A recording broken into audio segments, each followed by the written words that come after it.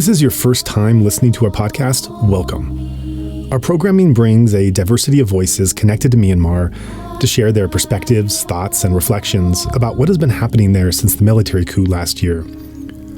All of our guests share one thing in common: a deep personal stake in the ongoing crisis. And it is an honor for us to be able to bring these voices into your earbuds. But however difficult it may be to hear some of their stories, we hope that you'll come away with a deeper and more nuanced understanding of what is happening there.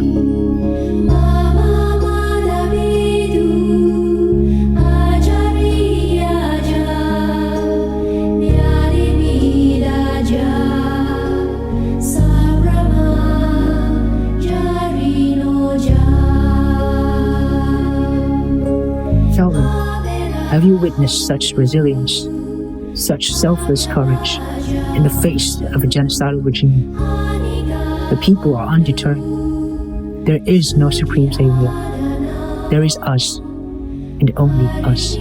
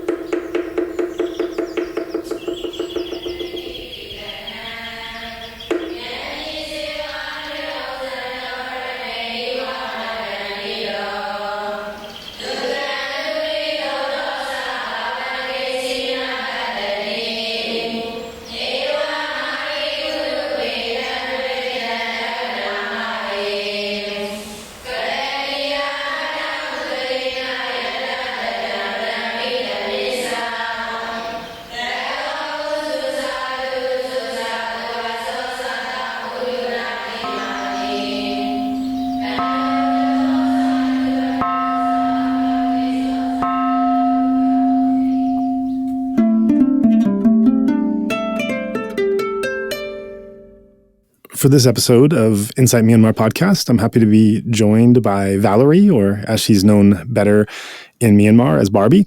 So thank you so much for taking the time to join us here. Thank you so much, Joel, for this opportunity. Yeah, so you've led quite an interesting and diverse life. Let's get right into it and start off at the beginning. Tell us a bit about where you come from in Myanmar, a bit about your family and some experiences growing up there. Oh, thank you so much. And it's my honor to share my experience with all of you. And hello to the Insight Myanmar podcast listener and viewers. My name is Valerie, and I was born in Burma, in Rangoon. And my mom is from Shan State, and my father is actually 100% pure Chinese from China, from Beijing. And I mostly grew up as a Chinese Muslim, and believing in Islam religions. So since when I was young, both of my parents actually the invite the Islamic religious teachers to the home and basically teaching us about the Quran and all the principles of the Islamic religions at home. And we study at home for that. But I'm not, since I was young, I grew up in the Islamic religions, but my mind is always towards that, thinking that I don't understand. Basically, I'm not really interested into the religions since I was young, and I don't really understand it because of the parents, because of the brought up, and it's basically believe in Islamic religions, but I just don't really go for it. To be able for me to start how I converted to become a Buddhist, I would like to explain to all of you about my life a little bit. I immigrated to the United States since 1993, and of course, and I converted to become a Buddhist in the United States. So I think that's about it. Thanks for that. So looking a bit at your life before that conversion, when you grew up in a Muslim family, there's been much made about the Muslim experience in Myanmar over the years, the prejudice and the persecution and exclusion that they faced. I'm wondering, as you were growing up with a Muslim identity, even if you didn't so strongly follow in with the religion, just even the identity and cultural part of being Muslim, did you face forms of discrimination as you were growing up there? Be honest with you, I do not actually. I mean, whatever the phases right now about discriminations and all about against the Muslim religions. And honest with you, when I grew up in Burma, I haven't faced any of that. People has been so kind to me and supportive of it. You know, even though my neighbor actually came to our home and celebrated with us, all together and stuff like that. So actually, I do not face any of the discriminations or any, outsider sorts in the community. Right. That's great to hear. It's great to hear about Yes. the range of experiences. And I think that sometimes hearing about one range of experience can infer a kind of blanket statement that everything is that way, and it's good to hear the different shades that it can take. So, I think it's not because of religion, it's because of the individuals probably might have an issues, but I think when I was growing up and I never faced any of those, and all my neighbors are kind to me. So yeah. That's nice. And so then when you made the decision to convert from Islam to Buddhism, looking at it from the other side, did you receive any discrimination or judgment or from those in the Muslim community who back in Burma who didn't want to see you change from one faith to another? You know what? Actually, because I don't really care about that, so I don't know. But I only know one time when went back to Burma back in 2009 and 2010 to meet with some of my family members, not the family, I would say relatives, and they're saying that they're not happy about it that I converted to become a Buddhist, but because of my mother, and they are accepting to talk to me, but they're not really happy that I converted to become a Buddhist religion, convert to become a Buddhist. So, but I don't know what others said about this, but after my interview with one of my venerable meditation teacher, will release it out to the public. I see a lot of people writing a comment about and different things, but you know what? I don't really care because this is the individual perception, right? I mean, this is my rights, and this is my, my beliefs, and I believe that I can believe in anything that I want, and I don't really have to care for it.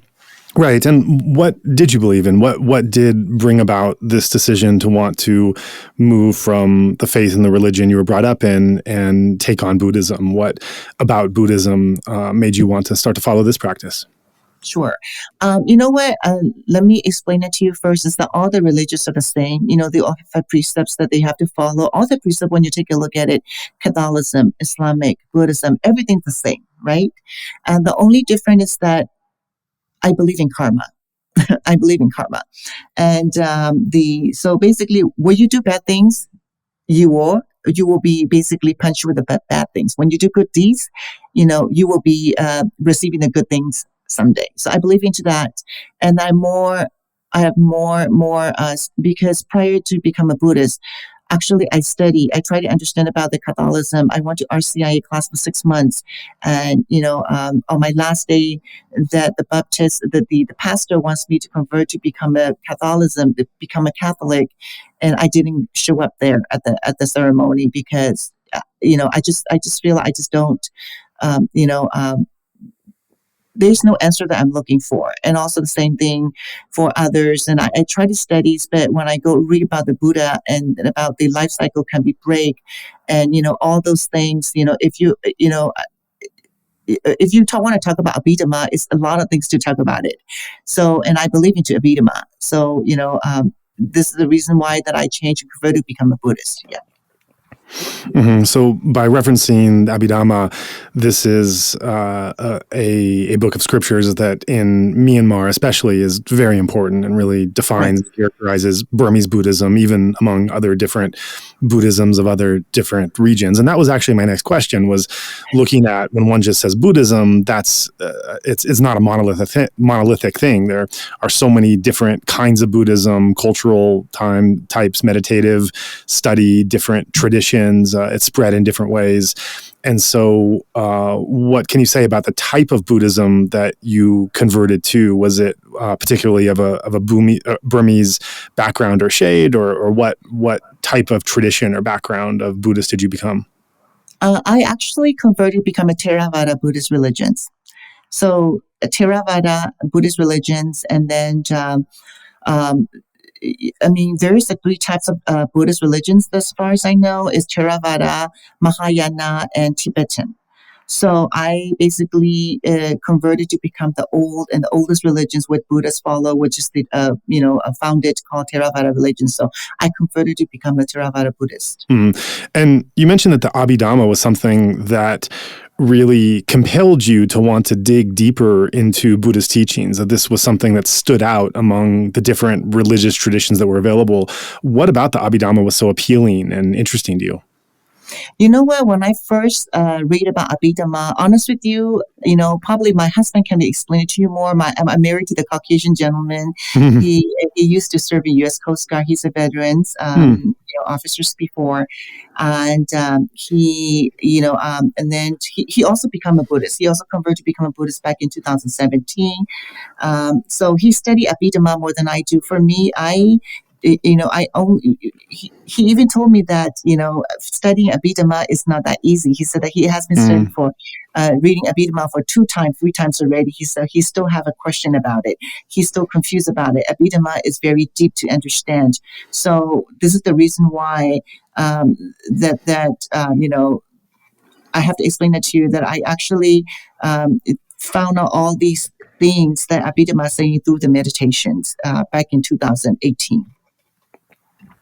And for those that maybe aren't so, don't know so much about Buddhism in detail, can you just explain a background grounding of what is the Abhidhamma and what did you find in it that was so appealing?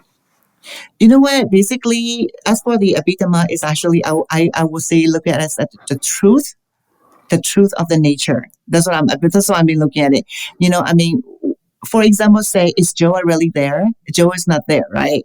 If Valerie's really there, Valerie's not there. So what is the form of Valerie? What's the Joa form of Joa? And then what is the form of the computers? Or where is form of all the lecturers live and all the houses? They're all actually formed with the 4 basic properties of matters that mention Abhidhamma, such as Patawi, Dezo, Abo, Wayo, which is everything in the whole world that we see, we touch, we speak, everything is actually formed with the 4 basic properties of the matter, which we call as the human waste substance, right? So we basically are formed with the 4 substance. So, there's no really you, there's no really I. So this is basically, the what's that called? The knowledge about Abhidhamma is basically, to finding the truth about the nature. Mm-hmm. And what about it compelled you so much to want to study this that you actually brought about a conversion to Buddhism? And what attracted you so much to the writing in the Abhidhamma? Yeah, after I converted to become a Buddhist, and then of course I was doing everything the same as other people doing, normal people doing rosary, just sabadi, and following the precepts, and I really don't believe in meditation. I don't know how to meditate at that time, but I heard of it a lot. But I don't know what is the meditation all about. So I actually followed the other staff. And then one day I met with the Sri Dhammo Siaro Piaji, Actually, I was very being unhappy about doing the rosary because I was thinking this is not a real Buddhism. What is a Buddhism? Why people are meditating? I don't understand about meditation. And I keep rosarying it, and this brought me to a very unhappiness. I don't really rosary anymore. And one day I was in Los Angeles, LA, and I met with this. I heard that one of the famous meditation teacher named called Sri Dangong Siara Piaji, Upanita Biwanta. Actually, he has passed away already about several years ago. And I was fortunate to meet with him. And I went there, meet with him and talk to him. And he started talking to me about meditation. So I try to meditate. But it doesn't work for me because when you need to focus on your stomach, right? Just go breathing in and out. You have you have to basically note it and be aware of the movement of your esophagus going, expanded in, expanded out. And I tried it too. That I can't. Joa, believe me, meditation you think is easy, it's not easy. And I try to go for a minute to 5 minutes. I can barely sit there. I can't because my minds are everywhere. I'm thinking about everything. So. And I say no, and I don't want it. And then I go back to my rosary again. I've been rosary. And then one day, Pa'ao Siara Piaji, who is very famous in Burma, probably you heard of his name, right? Sure, yeah. And I met with him at the Thae Monastery. And again, he has taught me about how to do Anapana meditation through from the, touching the nose. So, and I try to do that and still I can't. So, you know what? I just I just give up. I can't, I don't think I can do it. I just have to go the way that I understand. So, and I've been doing that. And then since 2015, and I went back to Burma and I see a lot of those, you know how in Burma, this like possessing, people so believe in possessing, right? Oh yeah, possessed to that and I can tell you your future or I can tell you your past life and stuff like that. So, and of course I stuck into this and I went there and I see, and the first thing I noticed that is, I noticed that, maybe some people might be really possessing people, somebody might not, right? So, and I look into that and then I was thinking, this is not right. And then, and how the, sometimes people can be misleading about possessing too. So, and I was being really unhappy. So, and I was thinking that, you know what, there's the way to break that. There's a way that the power higher than that. I want to know about meditation. What is that meditation? So, and I've been talking around and seeking around and I turned out that one of the I would say, my friend referred me to the, I call her Jimei. Jimei and Zaya and Jimei actually introduced me to the 32, the Aung Lan Monastery, who is my meditation teacher. And then actually I drove to Singai in Mandalay to meet with him. And after I met with him, and then he actually talked to me only one thing. He says that if you give it time, if you really, really give it time to come by and meditate here, I can guarantee you that I can teach you how to die. But I'm not going to be teaching you to become a Sotapanna or become an Ariya. I can guarantee and 100% guarantee teach you how to die, how to peacefully die in inner mind. So I say, okay, since the teacher can give it to me the certainty that he will teach me how to die. So I'm interested into that. What is how to die? And what is the peacefully die? So, so I said, okay, I accept that. So, and I came back to the United States and I totally forget about it. And I'm doing my own thing and I'm having fun. And again, and looking back to my background in the United States, of course, I was in several beauty pageant in my life and I hold 12 titles in the United States. And also a couple international titles as well. And I used to be a model in Singapore. And, I have been in contract with a lot of agencies prior to that. So I, in the modeling life and, and those kind of, and being a beauty queen. And my daily job, I work for the bank. I am actually a manager of the commercial lending of the bank in the United States.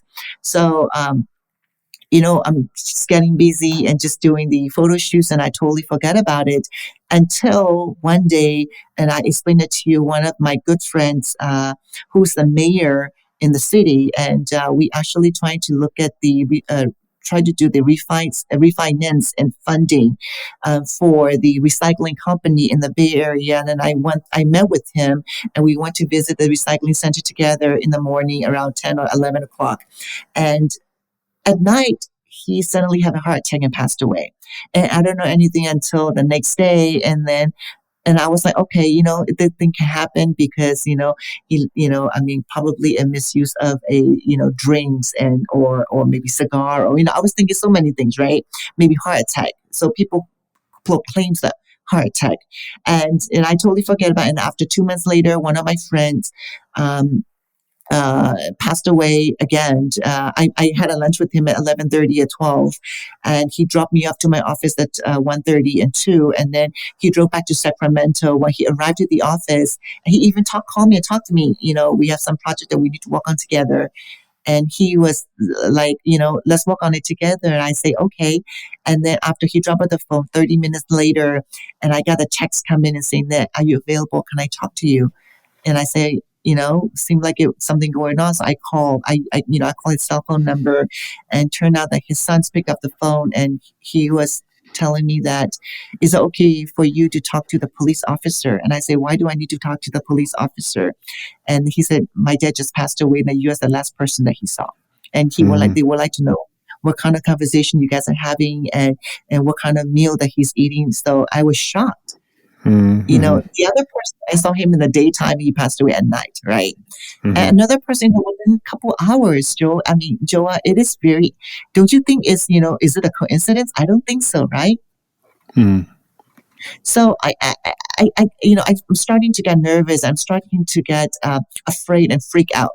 And, my thought just hit me. I was thinking, what about if I die right now? What did I do?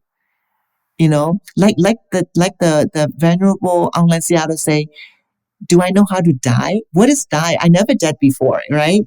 I never, anything. Yeah, I don't know what is dead means. I don't know what is what. Mm-hmm. I'm happy as a human being. I mean, what is that? I don't know.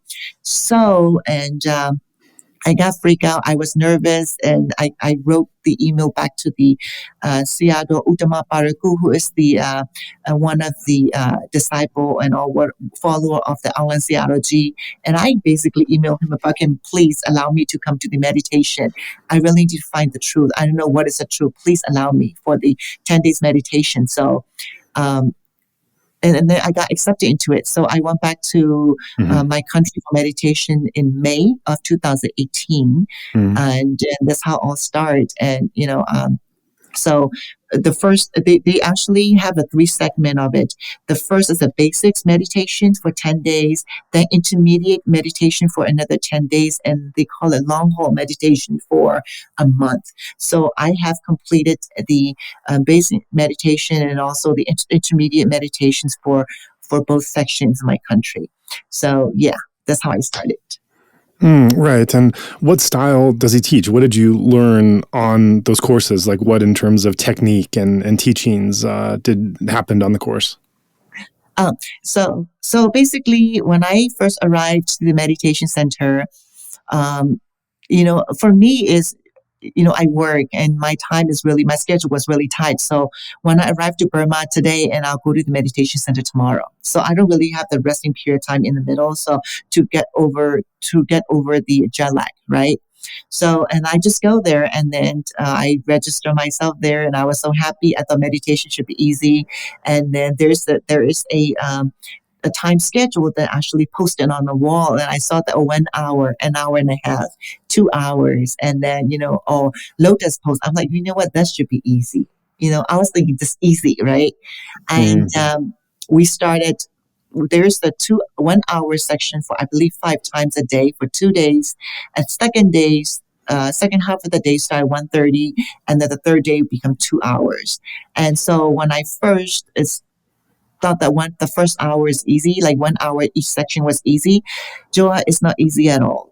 After I sit, first of all, even though the teacher actually turned on the guided. It was a guided meditation for the first week, right, and for the first 10 days too.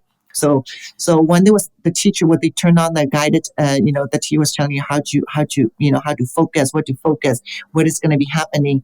And honest with you, I can't sit straight. I'm moving, and then my back was hurting. It was how Burma is humid and hot, right? Right, So right. I cannot stand this weather and heatness, and I just moving along, and I have this number that I heard that the nun has been calling me, number 263, 263. Do not move, do not move. So Oh, wow. Yeah. I got embarrassed because that's my number.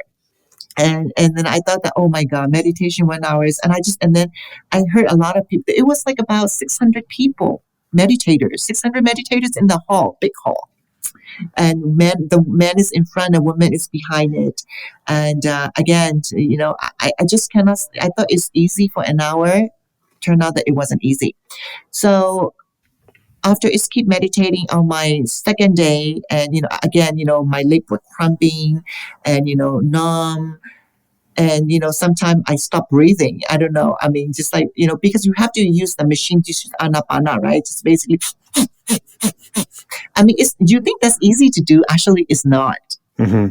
It is not at all. So I just keep going on for the and later on, and then I just forgot breathing, and then so. And I don't know what to do. And then I hear a lot of people, after they finish the 1 hour section, and then they talk to the nun, they talk to the teachers, and I hear a lot of people saying, "Oh yeah, it happened to do that, and this person happened that," and I say, nothing happened to me besides pain, right? Besides pain, and then the teacher keeps saying that you will have 4 snakes will be chasing you, and then you have to run through from that 4 snakes. If you keep dwelling on the 4 snakes, and then I thought it was a real snakes, and then I was really afraid because I sit on the window, and then is it the snake's gonna come by and bite me? I don't know what 4 snakes is, right? So just keep doing, just I am, honest with you. You think meditation is peaceful for me? It's not. I just keep, I don't know what to do. I'm lost. And I just, whatever. And then on my third day, I just thinking that, I'm just going to let it go.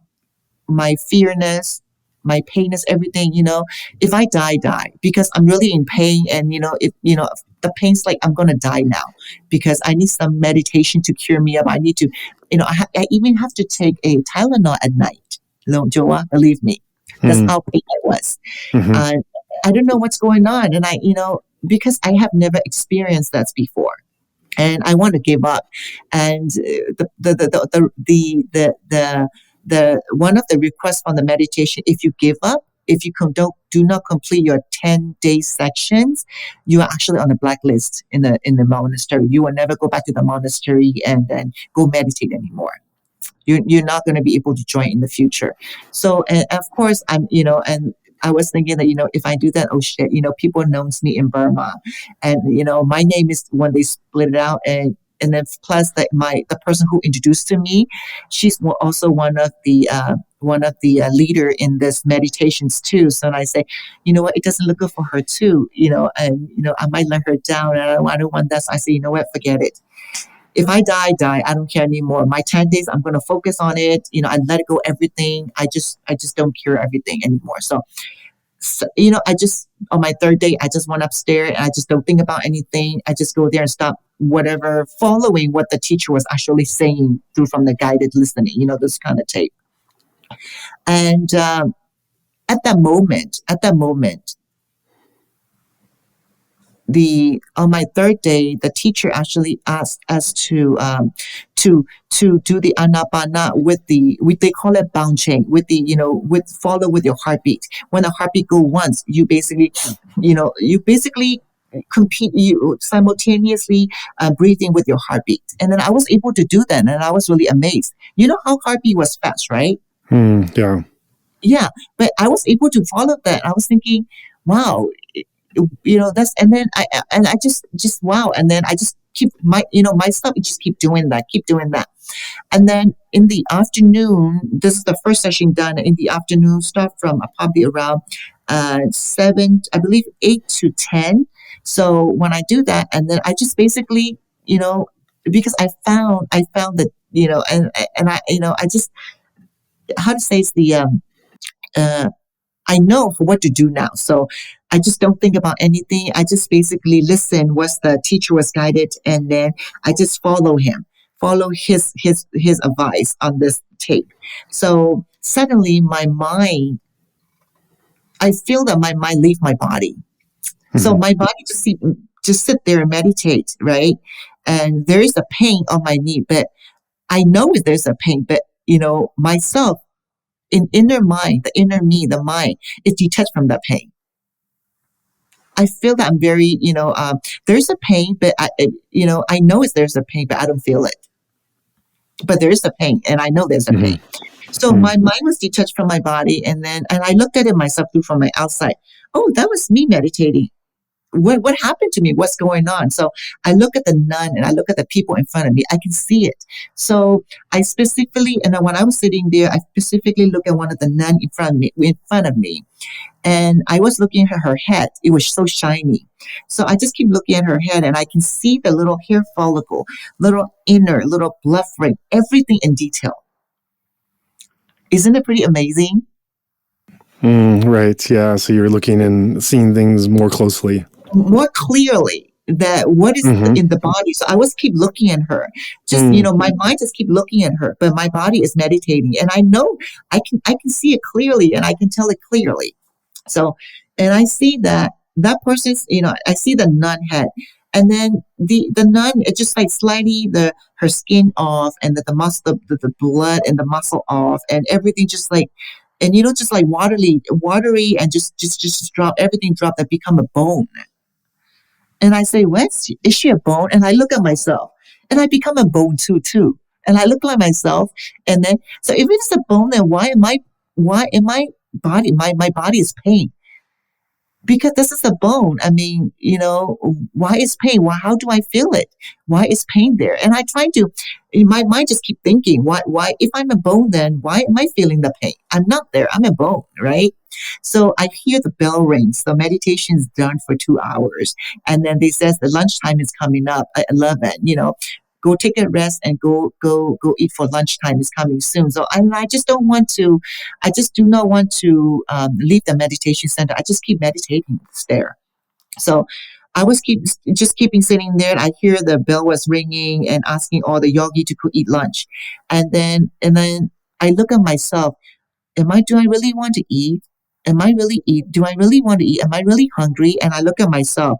So in my mind, I see that, what about if I eat? So I imagine myself, if I eat this rice or whatever I'm eating, it doesn't process through my body because I'm bone. So all the food just like drop to the ground.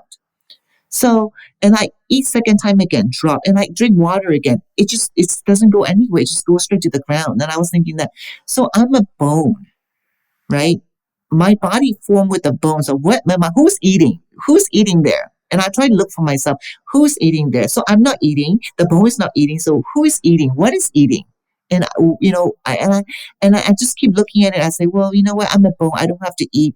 Then it's okay. I'm just keep meditating. I just keep meditating, and then I hear the guided in my I would say the meditation. How to say is the people who are guiding you, those guidance, your guardians were saying that, oh yeah, if you want to eat, go eat. I'll stay next to her, because nobody was there anymore, only me in the hall. So, and you just go and I'll watch her, then we'll take turns. And I said, oh, you know what, poor them, they have to eat too. And then I just keep meditating until I say, well, I'm a bone now. Where's the bone? And I look at myself, and then the bone become a what's that called? Ashes. Just suddenly the bone just become ashes. The bone were basically fragile and just like drop and become ashes. And I said, oh, you know what? I'm not a bone anymore. I'm an ashes. That's true. I'm an ashes. And then, of course, I sit next to the window, because, I cannot stand the, inside, this kind of humidity and heat. So, and the nun actually put me next to the window. So I feel that little breeze going, just hit on me. So when it hit on me, I feel that little coolness coming to me. At the same time, in my mind, I see the ashes just scatter away by the wind. So, and I was like, so I'm not ashes. Where am I now? I'm nobody. I'm nothing there. Basically, I'm not here. There's no Valerie. And, there is no, and I try to look at my cat in my mind, and my cat became the same thing. I try to look at my husband become the same thing. So who am I? So we're not there. Why do we so be attachment and love and wants? And what is this? And I try to look at my phone, and my phone is not there too. It broke and it's not there. And what is what? So why are we seeking and loving so much about having this attraction and, attachments and, and what is going on? And so that's how I find it out. So on my evening, and then I actually was sitting there for almost about two and additional like 3 hours. Just keep meditating there. And then at nighttime, I discover, I totally understand that my mind, my thought just hit on me saying that, the teacher was preaching about, saying about the four snake is not the actual snake. He is talking about the four basic properties of matters of Abhidhamma, which is Patavi, Tezo, Apo, Vayu, because our body is formed with this substances called Patavi, basically heated and cold and, firm and softness and movement so our body is basically formed with this four substance called Patavi, Tezo, Apo, Vayu. This is how I found it on my third days. It depends on you. You have to let go of everything. As for the person, people who live in the United States, we all have to work 7 days a week, right? So if you're going to go for meditation, I really, really encourage the person, if you try to go for meditation, leave everything behind. Don't dwell on anything. Don't worry about anything. Turn off the phone, because my meditation center, actually, they kept the phone. So, so do not worry about anything. Just don't even look at your phone. Just focus on this 10 days and you will find the truth. I think it individual is different, but if you really do it, then I think, you can find something out of it, right? And in terms of the technique that Aung Lan Sayadaw taught, I think this is a tradition that, unlike other traditions, is not so available to foreigners. There's not so many opportunities abroad or in English. And so describing a bit about the technique and the teachings, what exactly was the methodology that he taught on the course? In the course, is the teacher actually has broken into the couple chapters that you have to follow. The first, basically, for the beginner, is starting with the anapana, which is breathing in and out. Even though you have your pain come in, and you just basically focus on meditation, focus on breathing. Do not lose your breathing. The first thing. And then from there, this is what we call it as the Kaya Nupadana. Kaya, and then after that, then you become it's go for Vedana Nupadana. So basically, these are linked together. And then after that, the teacher will actually teach you and about sleeping meditation, which is, we call it Liang Gamatan. So Liang Gamatan means basically when you pretend that you died already. That's for 3 hours. And you just basically, you try to look in your body as you're a dead body. For me, I try to look at my body, myself, as a dead person, my funeral. I try to picture as my funeral. So this is very interesting too. I want to share with you later about that too. So, and this is called Liang Gamatan. And then after Liang, and then we go back to Anapana, which is breathing again.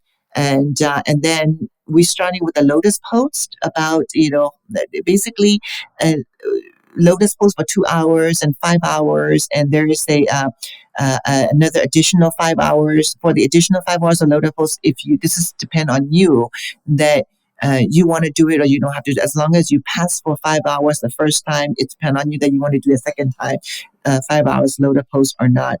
And once again, after finish that, it will come to Anapana again. So the first 10 days on the basic course is mainly focused on Anapana and Gaya and Vedana Nupadana. And the first thing is that. When you go for the intermediate meditation for another 10 days, is basically Sekta.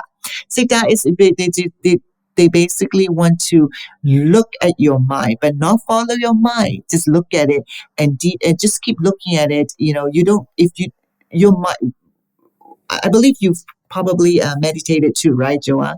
So when you meditated, your body was calm and focused, and your mind will be thinking, just jumping around. Sometimes you got into like Burma. Sometimes you get into your family and your business and this and that, right? So basically, you only have to know about it. Do not follow it. Oh, your mind's doing this. Your mind. This is the technique that's very difficult to follow.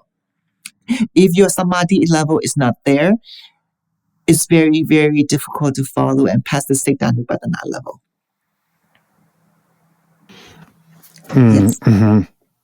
Right. And so so it sounds like the teachings involve some very strenuous anapana at the start. It sounds similar like Sun Lun or something that is really vigorously practicing anapana.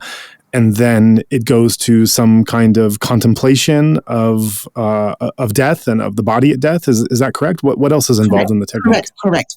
So you're correct. Actually, it's actually exactly with Sun Lun meditations, because the founder of Thae Ingu, the first founder of Thae Ingu Siara Piaji, his name is Ashin Okata. He's one of the well-known arahant, and that actually read the book of the Sun Lun Sayadaw meditation, and he actually practiced that. And he found the truth. He became an arahant, and that's how Thae Ingu began in Mobi.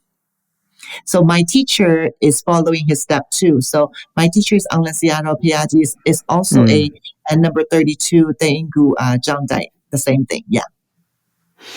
So that's so Aung Lan is basically teaching in the tradition or lineage of Sun Lun, and then putting some of his own marks on the teaching. Is that correct to say? Exactly, which is we call it a lotus post.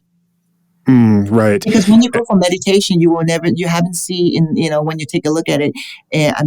All the meditation sections in the whole Burma, nobody's actually teaching you to do the lotus pose, right?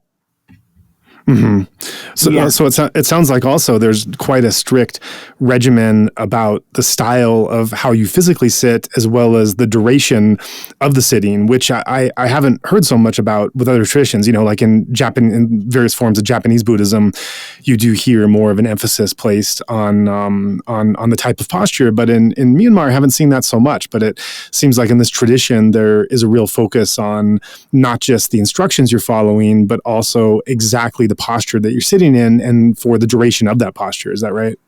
Yes, that's correct. Because a lot of people thought that meditation, you need to sit up straight, right? You basically try to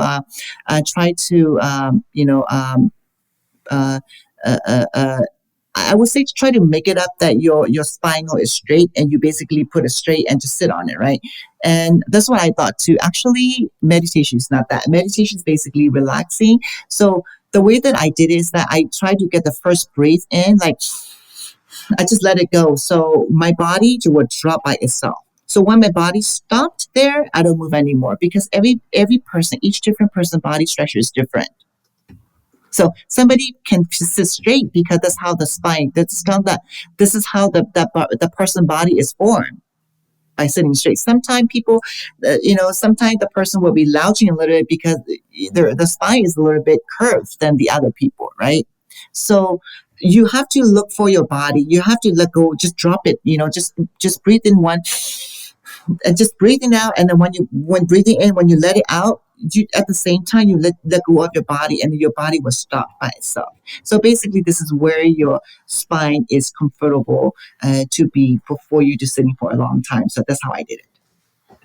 And so at this point that you've taken your first meditation course with Aung Lan Sayadaw, you had also been spending years studying Abhidhamma after converting to Buddhism. And so your identity as a Buddhist and your interest as a Buddhist before this course was really in the study and the theoretical understanding of Abhidhamma. And only after some years of identifying as a Buddhist and going into the academic pursuits of understanding Buddhism, you actually have this experiential moment in a meditation course, a very rigorous and difficult meditation course. How did you come to find that this study of Abhidhamma for years then related to the actual meditation experience you were doing? What did you find as the relationship between this practice and this theory? Let me correct you one thing on that. Studying Abhidhamma for a long time is my husband. So I read through the Abhidhamma for only once. Only once. So my husband studied with this times probably studied about three times already about Abhidhamma. He's trying to take the test in Abhidhamma, the first step of test, take the test in New York City for Abhidhamma. So my husband can be more explain to you about more Abhidhamma, ways in depth in detail. For me is I found I read the Abhidhamma, then I found the truth. What is the truth? What's the meaning of the the nature through from my body, which is like I say, I'm not there, I'm bone, and then you want to become ashes, and when the wind blows, I'm not there. So literally, this is for the whole picture, saying the existence, there is all the existing in the whole world, even though the universe is not there. It's basically a form of substance. Hope you understand that. Right. Yeah. No, I'm just getting at, I'm curious how the theoretical and academic study of Abhidhamma related to the experience on the mat, actually doing meditation, how you find those going together. They're going together because after I finished meditation of my first 10 sections, and I came by and I share my knowledge and what I find on my body, and I talked to my husband about it. So he actually agree with that, what I'm saying, because he says that, yeah, this is what Abhidhamma taught in there too. I said, yeah, isn't it amazing that, every step that you find is right? Because Abhidhamma, you basically teach you about, substance, what are the substances are, and what are the detail are. When you read it like that, Joa, you're not going to understand. And then it's totally different that when you read it and try to understand it, or when you experience this and you understand it, but whatever the Buddha is saying on the Abhidhamma, when you experience this, when you find that the truth, everything is connected, is together. Because when you read it and you understand it, it's basically, it's totally different than when you experience this and understand it.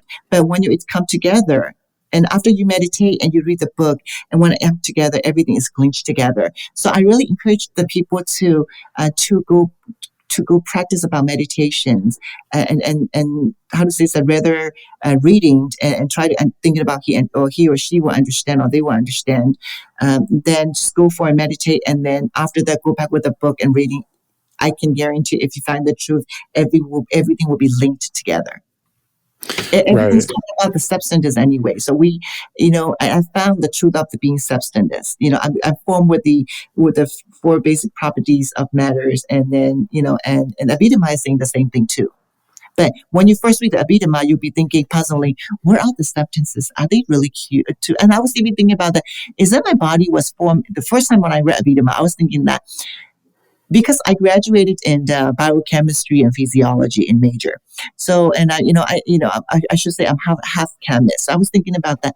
Is that my body really, really formed with the molecules? Am I the molecule? What is this, right? So I have so much puzzle in my head when I read Abhidhamma, because Abhidhamma is, it's just so depth that if you don't understand and you just go read it, it's going to make you more confused. Right. So switching tracks a little bit, on the same time that you're pursuing this life as a Buddhist of converting to Buddhist faith, of the theoretical study of the meditation, which is quite strenuous, as you've described, you also have this parallel career of being a model and going into beauty pageants.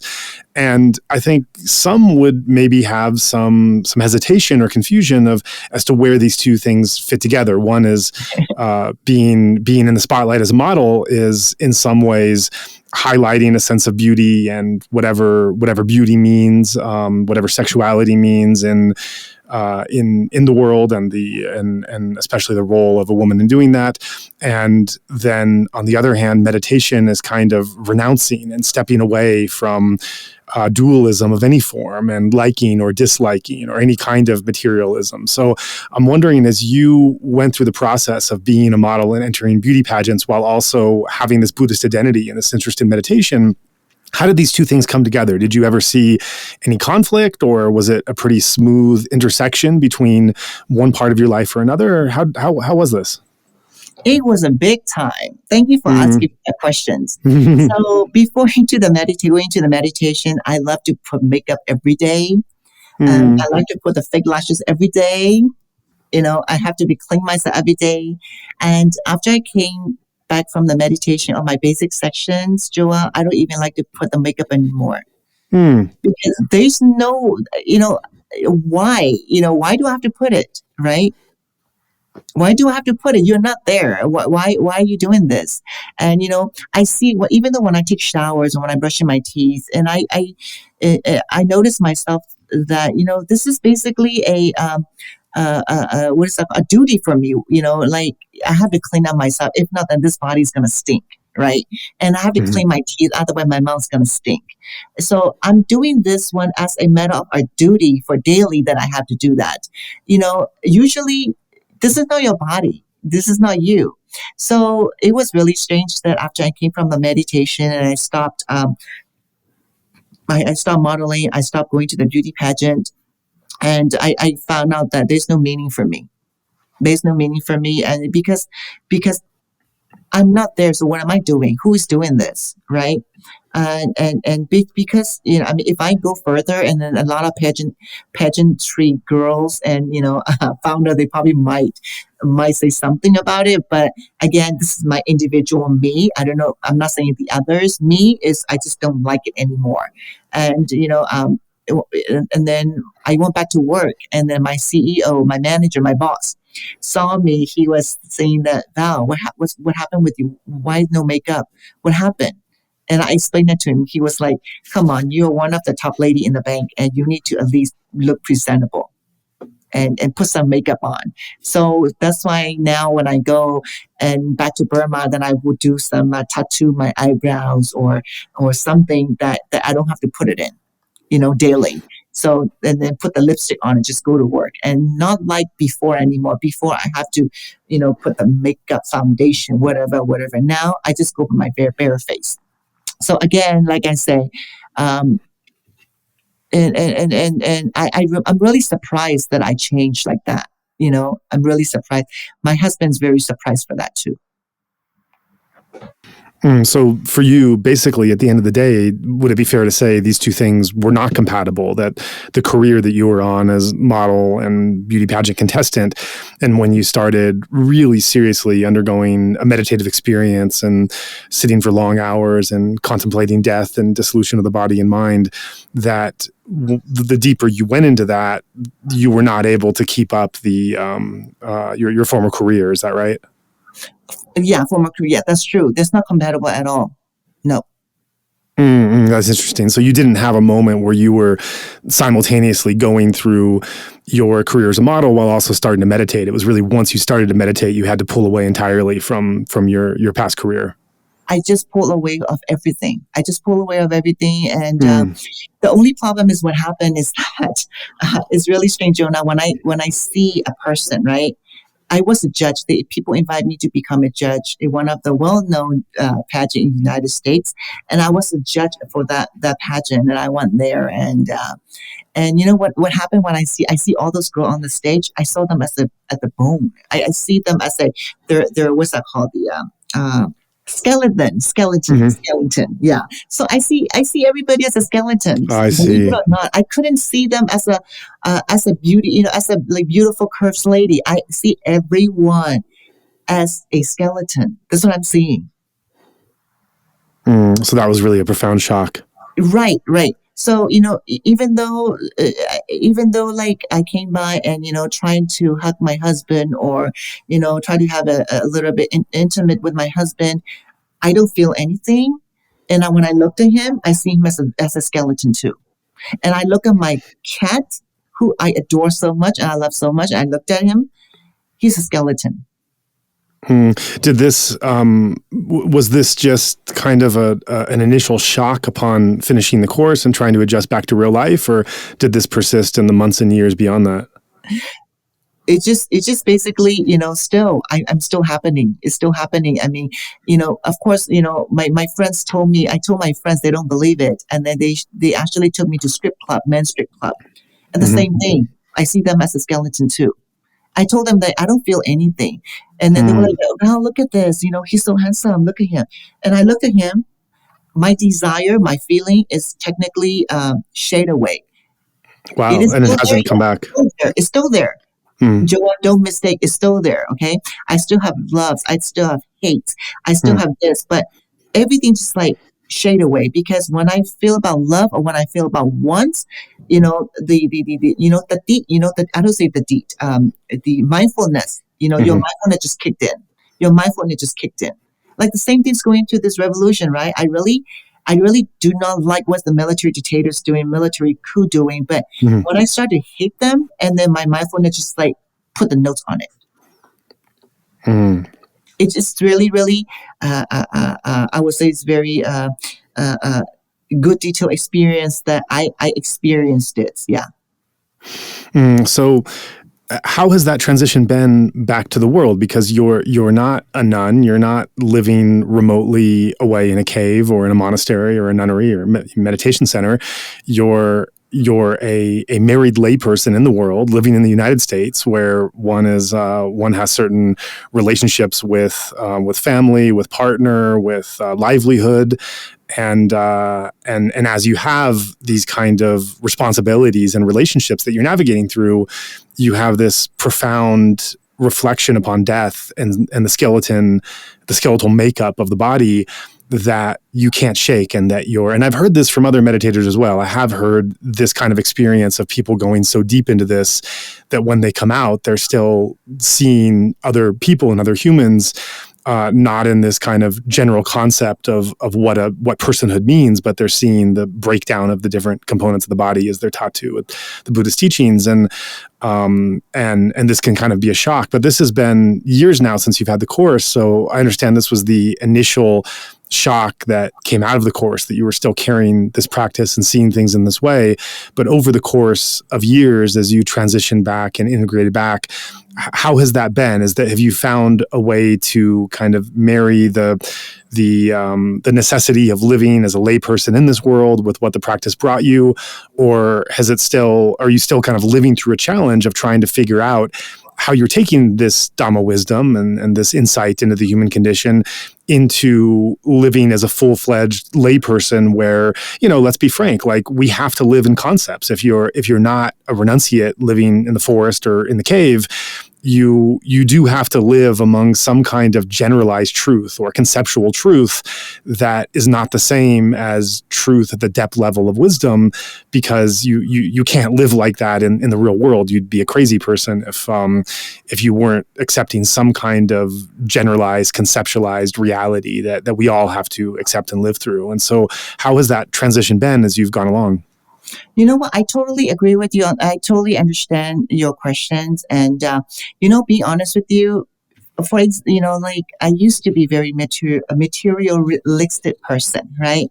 Must be having a Hermes bag, must be having a LV bag, right? I have to wear this designer clothes and designer things.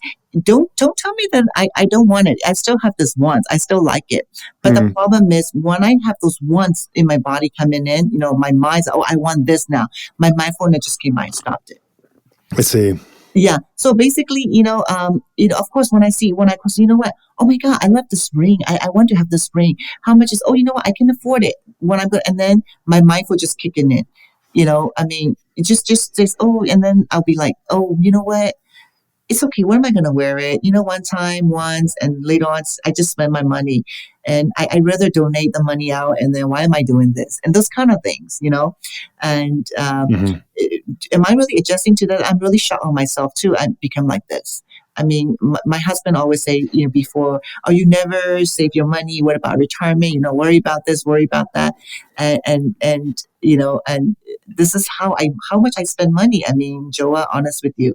But now, everything I want, I have this kind of thoughts, and my selfishness is gone too. It's not fully gone, but my mindful, everything what I'm about to be happening. Let's say, for example, what I'm going to lie, right? Let's say I'm going to lie one person.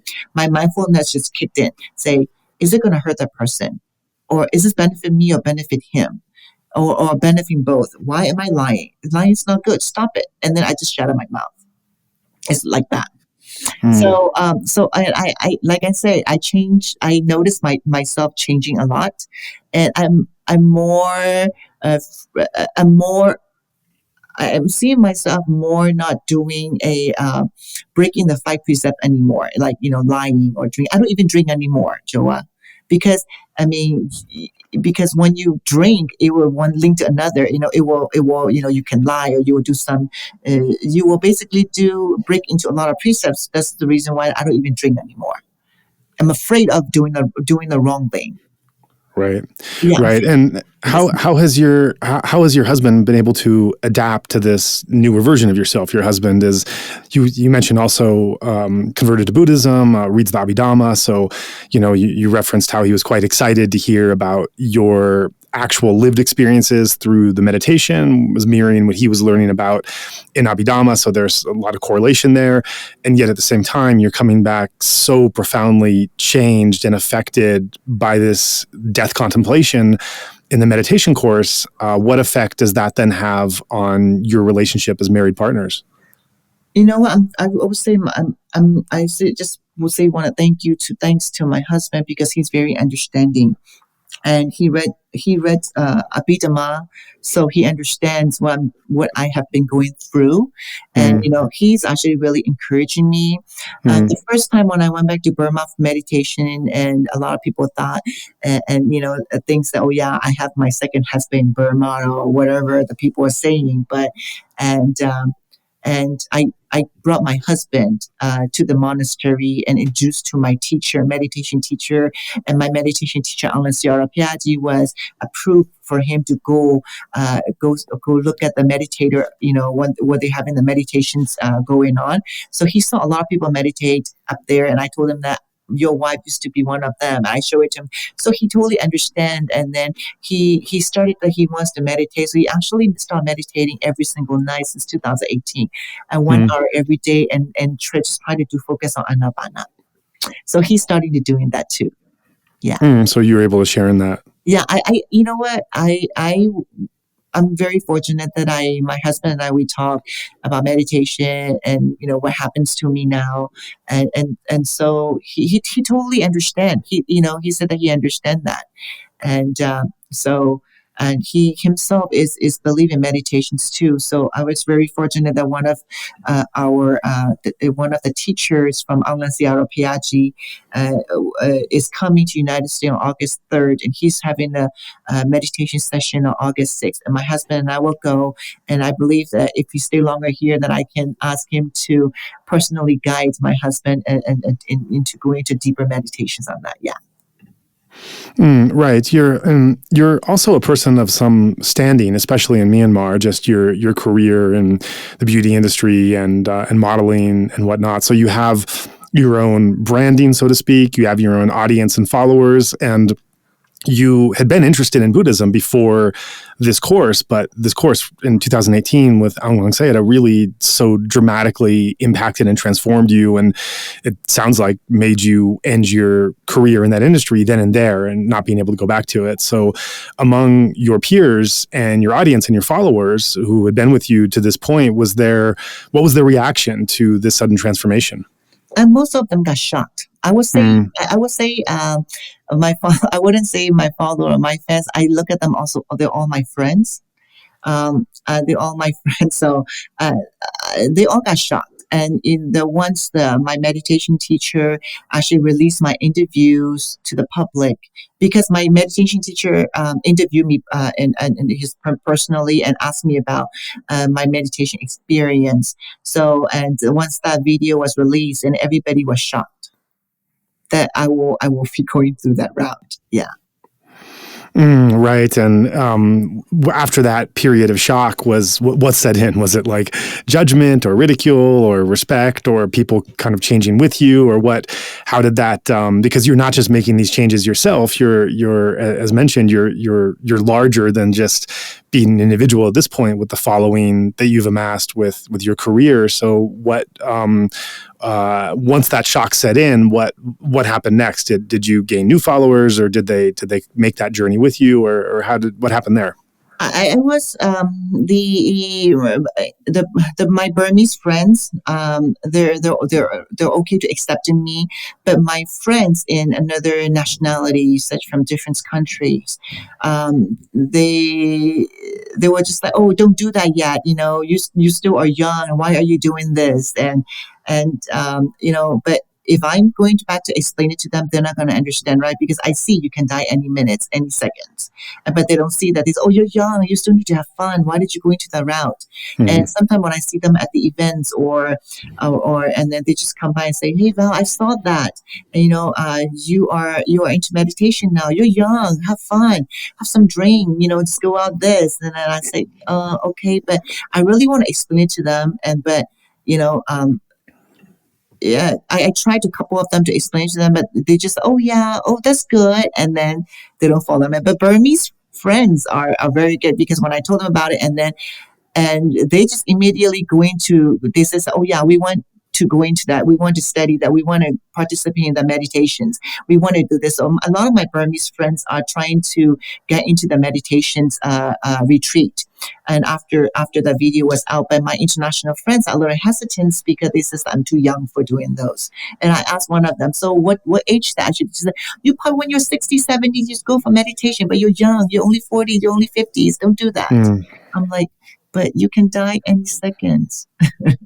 Right. I think, where this conversation is leading that's so interesting is that it's really showing a dynamic and a difference between the world of concepts and of generalized reality of how things seem to appear, and then the deeper reality within one's mind and body as you go to explore more. And then there's obviously, I think for all of us that are on that path, it is hard. It is painful to try to realize where this deeper reality and truth fit into our lived reality of family and job and identity and yes. And even wants and desires and everything else.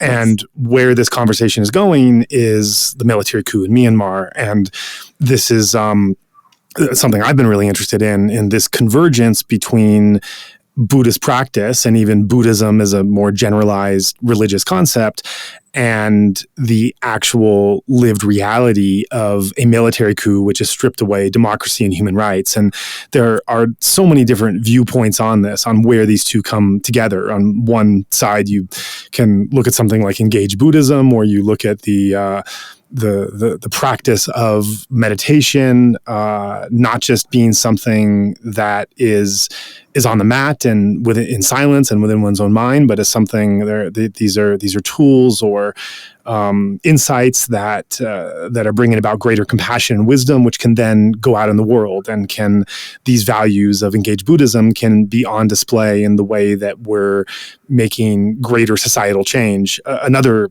version of this is spiritual bypass, where that's the phenomenon of people that are actually avoiding the world and avoiding having to interact with the messiness and the difficulty of worldly concepts and engaging and moving through the world, and just saying, well, I'm just going to do my practice and everything will be resolved by my own private practice sitting on the mat, and all the metta, all the wisdom, all the insight that I have, I don't need to actually engage or change anything in the world or advocate for others. I just can only meditate, and that's enough. And that's one other version of this. And people that are not so familiar with Buddhism from the outside, especially Westerners, not really having a proper understanding of what's happening in Myanmar and being under the delusion that, oh, well, these are just different forms of Buddhist government. And whether it's a military dictatorship or whether it's a democracy, everyone's Buddhist. This is not really our concern. It's not really the concern of monastics or meditators. This is kind of let unto Caesar what is Caesar, and with what is the religion and the Dhamma, let's keep that here. These are two different spheres. And also through that kind of mindset, justifying a kind of inaction or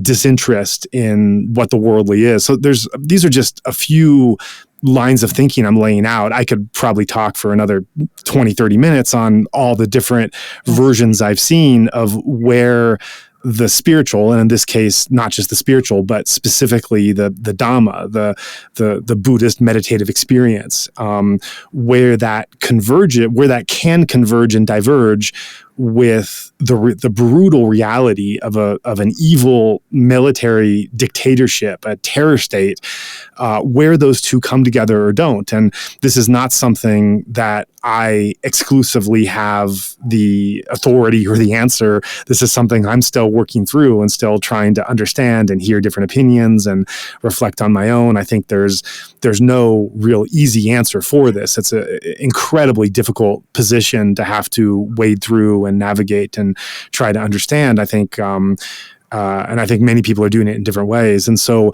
I'm wondering what this has been for you as someone who is Burmese living and with family in Myanmar. So you're certainly not ignorant of what's going on there, how bad it is, the kind of deprivation and oppression that people are living under.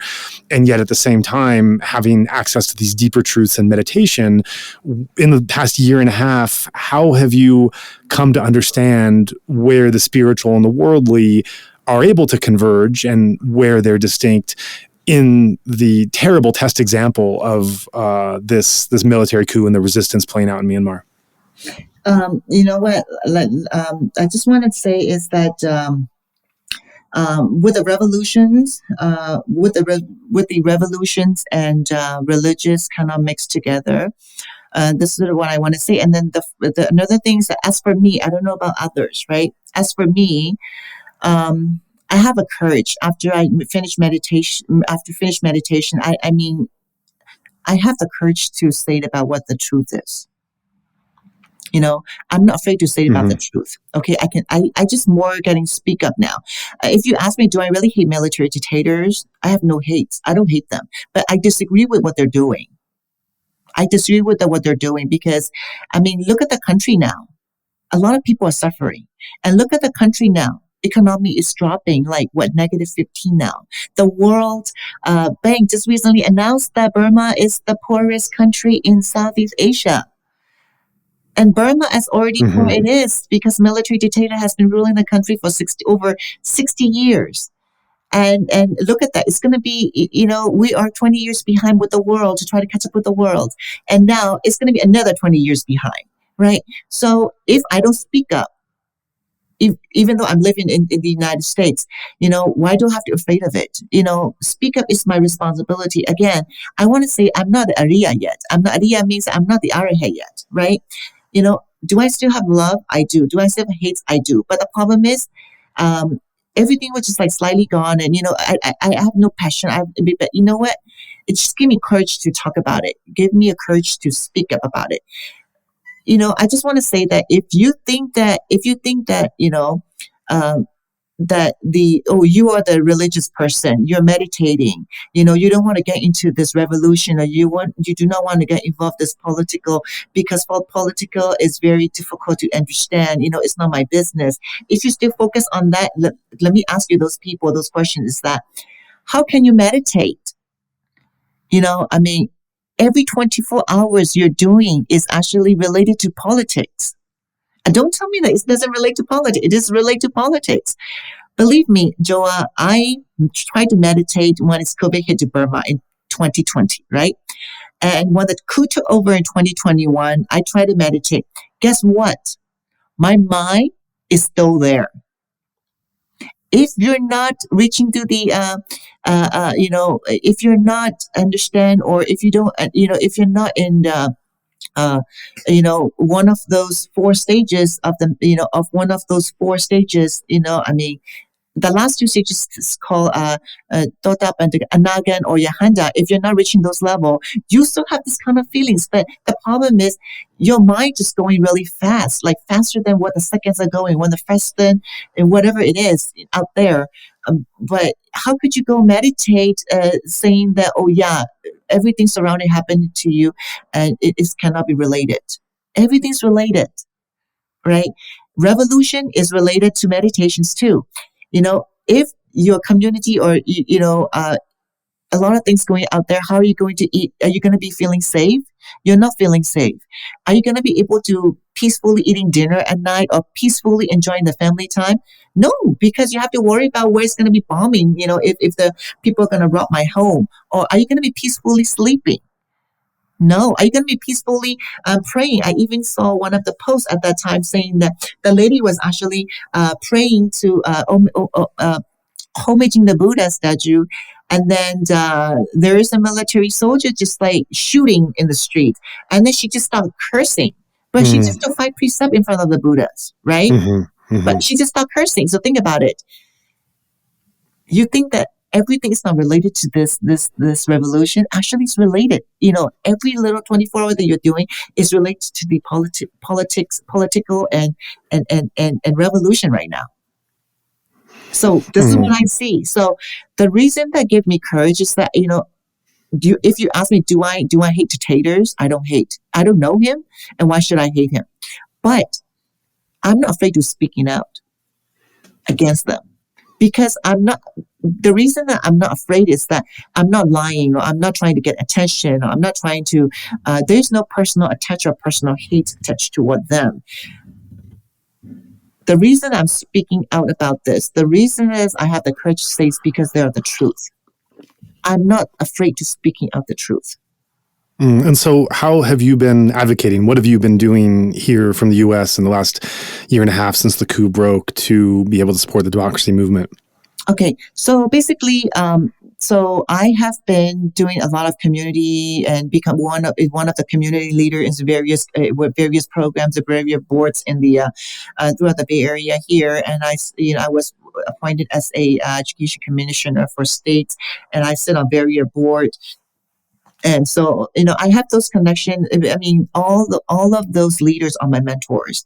When I went to the conference for leader conference or Congress conference, or any political conference, and I taught a lot of people. I met a lot of politicians, and they actually put me under their wings to teach me, and how to make better and how to become a community leader and stuff like that. So. And I have those connections for a long time ago. And when the military coup started to take over, and I was a little hesitant to go talk about it and go speak up about it. Why? Because I'm afraid that people might thinking in a different way about me. And the first thing, and I'm afraid to go out, and I attended a lot of rallies and protesting group and stuff like that throughout the Bay Areas, and I look at that, and I just basically standing behind. And one day, I believe it's around February, I think it's February 12 or 13, around that time, and one of my friends, I would say my high school friends, is the ambassadors of one of the country, and they got served to the United Nations. So her and I will always keep in touch. Though she actually told me that one of the letters that they received from the military dictators is totally different than what's happening in the country. So at that time, I just started to talk about it. And I said, you know what? I have to speak up about it. I have to talk about it. If I don't speak up about it, I know the truth. Why am I not saying the truth? Why do I have to be afraid of it? Because if I can save one person in a different way, I'll save the country. This is my job as a person. This is my job as a nationality. I don't look at myself as an American. I look at myself as a Burmese American. My roots in Burma. So I need to talk about it. So I talk about it.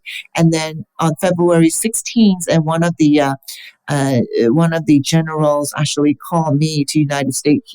For somehow he got my phone number. And so we talked almost about an hour and a half. And, it doesn't go anywhere. And of course, as usual, they just threaten you and this and that. And you know what? Fine. I'm just going to talk about it because you guys keep lying. You shouldn't be lying. So what I did was I just tried to start to work from the community base level and cities, counties. So I was very fortunate that my good friend, who is a board of supervisor, board president in San Mateo County, and he basically totally supportive of our community for more than 20 plus years. And we worked together, and we were able to pass the resolutions to condoning the military dictators. He says that that's not going to do anything for the military dictators. They're not going to care, but we support the Burmese people. We support the Burmese community in the United States, within my community, within my county, and I would like to do that. So when the other counties hear about it, they say, you know what, we support it. State, they support it. So that was able to pass. That resolution was not even passed in the county of San Mateo, but it's actually agreed by all the boards of supervisor in the 7 counties throughout the Bay Areas. And that was good. And then, and I was become one of the, of course, I have a lot of mentors are politicians in the U.S. Congresses. So, and I've been communicating with them, and whatever they want to know, they will call me and they will ask me. And then whenever I hear the news, I will send it to all those my friends, because we have the little group that we chat a lot. So I send it to them, and surprisingly, sometimes they got the news faster than I do. And so they really focus on it. So they're trying to help the best they can for the Burma country.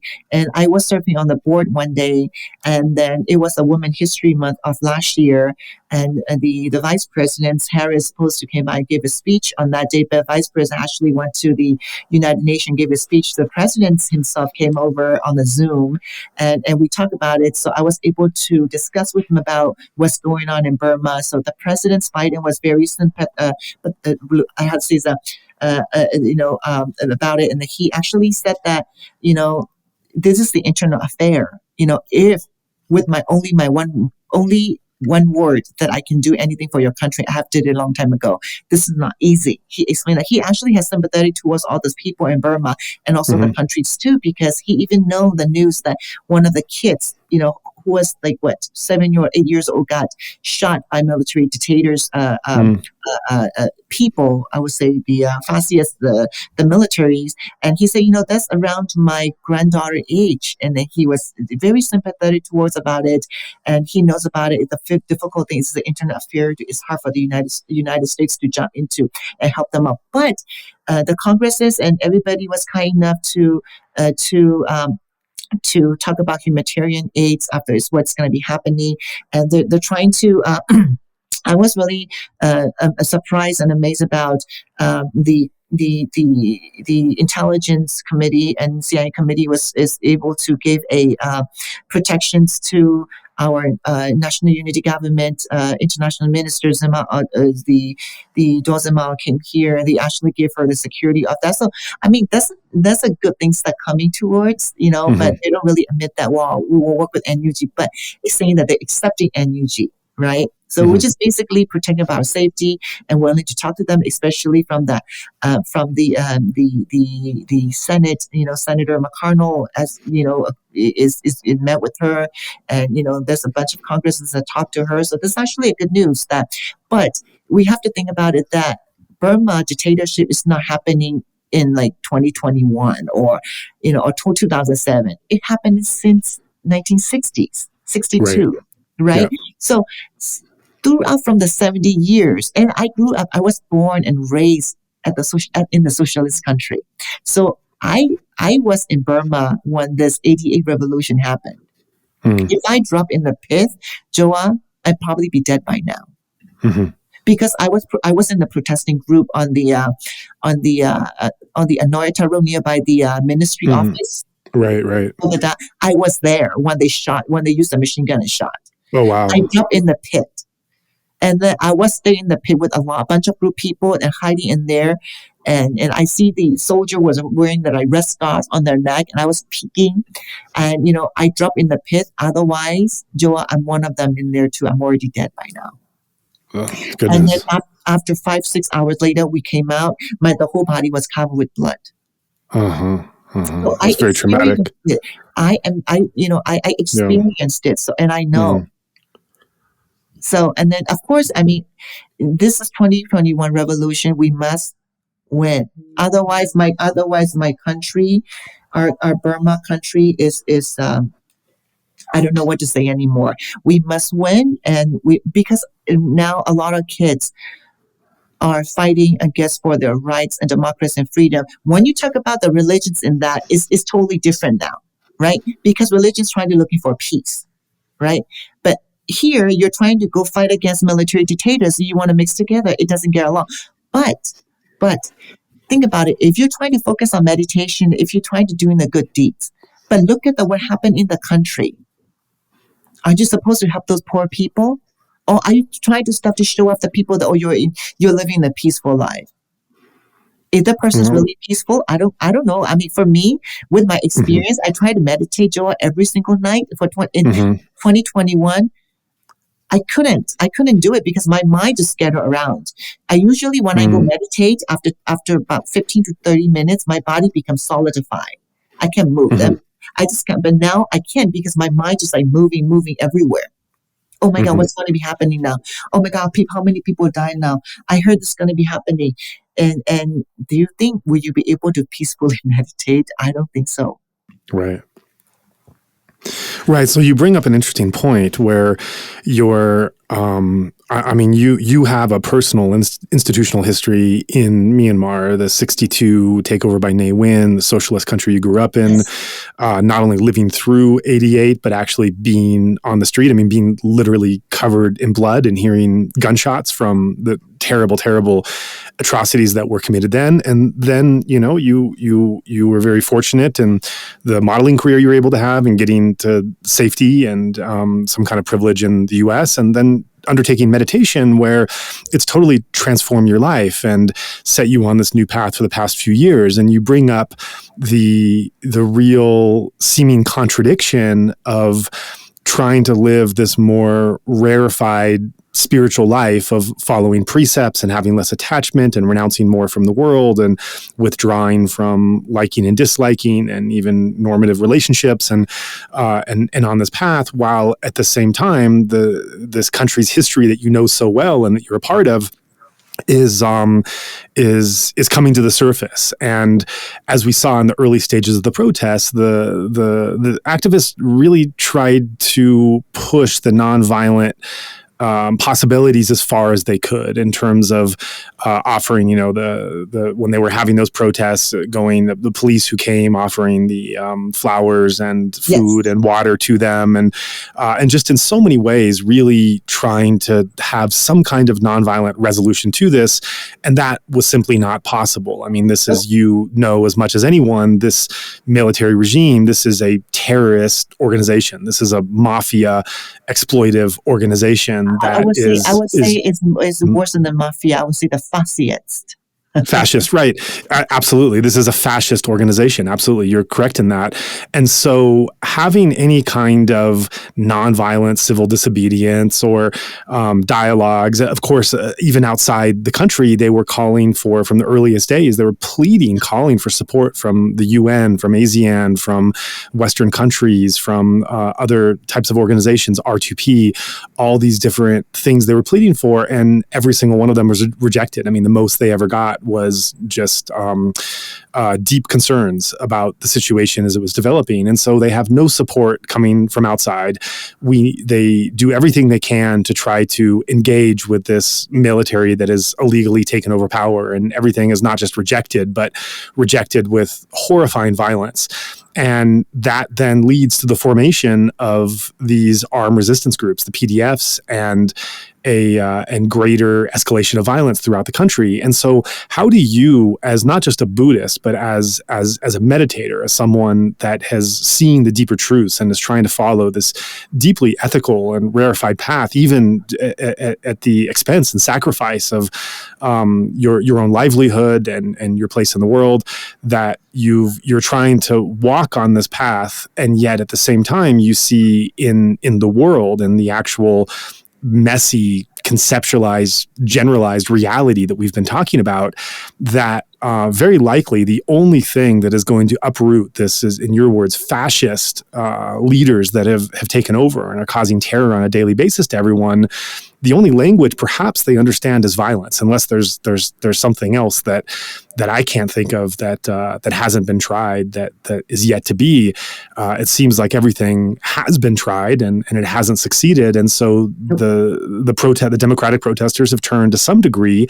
There's many different pathways to the resistance movement, but one of those is armed resistance and speaking back with violence. And so how do you, as a Buddhist, as a meditator, as a Burmese, how do you reconcile this? How do you understand the role that armed resistance has played there?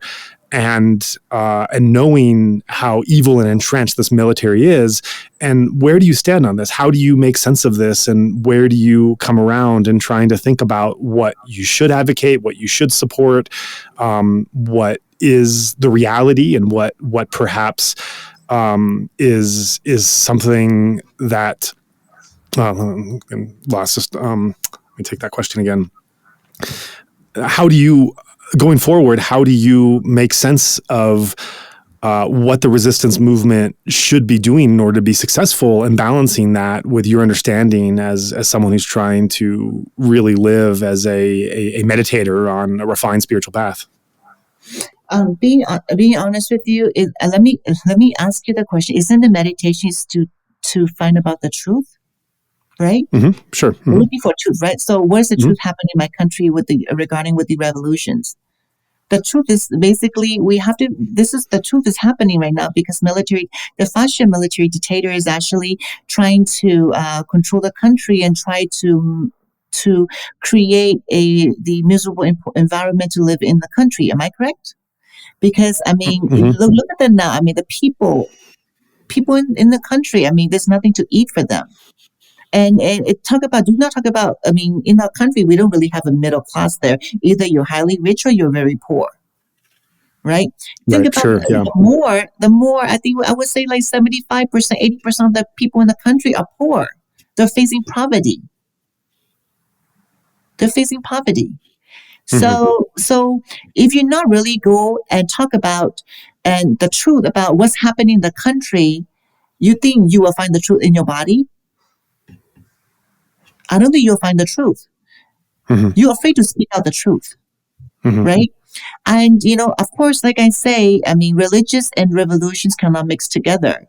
But, I mean, but when you talk about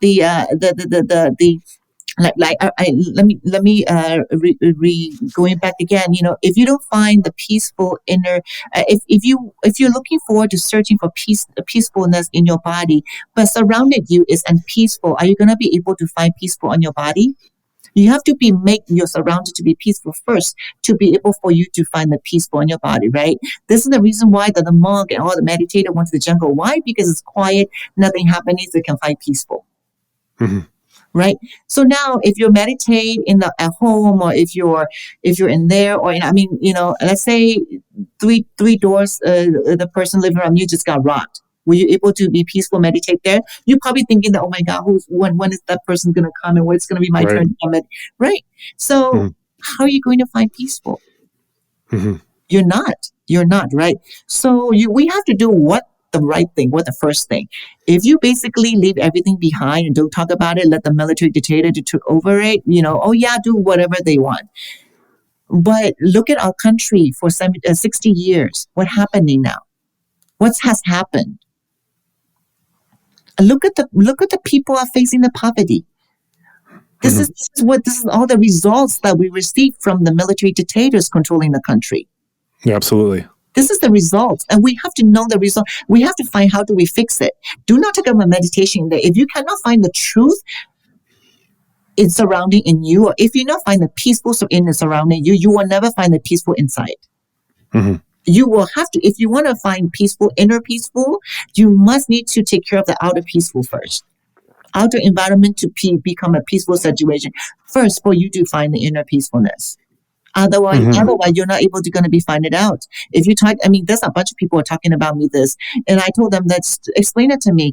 If you let's say if you try to meditate right now, and then you just hear the bomb on the 3 door, 4 door sound from you, are you going to be able to sit down peacefully meditation? I don't think so. So what is the first thing that we have to do right now? What is happening? We have no freedom in the country. We must need to fight for our freedom. Fight, when you say fight, the fight has to be against with meditators or meditation, because we must not fight. We must love each other. We must talk about peace each other to military. But you know what? You think that's going to be happening with the military dictators? Do you think they will listen to you? I don't think so. You and I both know, a lot of the people in the country know that the military, the head of the military dictator has been communicating with our leaders, the state councilors, Aung San Suu Kyi, for many times about wants, right? He wants, right? oh, he wants to be a president, or he wants to be extended to his, his roles for how many another like 5 to 10 years and this and that. But I mean, if we let them to do it, our country, because you want to talk about fairness, but tell me about where's the fairness of this? People chose you, people doesn't want you already, right? So people are telling the truth that we don't want you on the system of the election system, right? We don't want you already, but they're afraid. But they're the group of people. The dictatorship, the people who are supportive of dictatorship, the group of people always think about, we have to take care of our nationality, we have to take care of other religious or whatever. They're the one that break through those things. You heard about you have lived in Burma before. You know about, they always talk about Amyo Badadatana, right? Mm-hmm. They're the one that breaking this. They're the one that doing this, right?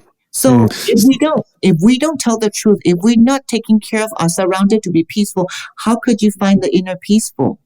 You will not find the inner peaceful, because there's no way that you can go to jungle and meditate. And in jungle, there's a war happening over there. Sure. If you don't do it, they will do that to you too. Right? Yeah. So if I'm listening between the lines, and I might not be correct in my assumption, so I'm just kind of suggesting this hypothesis, and you can tell me if this captures what you might be thinking or feeling, and correct it. This is just just my attempt at trying to hear between what you're saying.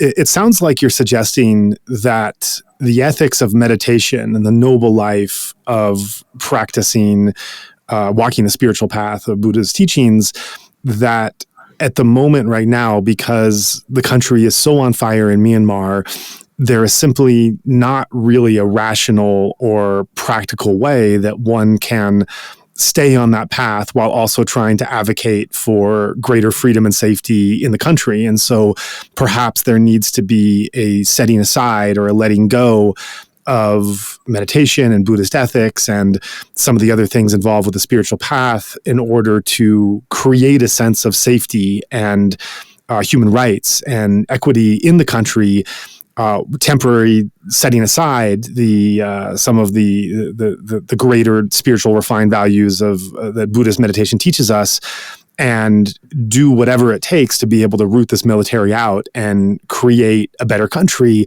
And then one can pick up that mantle of meditation and practice again. Is that fair to say, or how would you? This is just my guess. It might.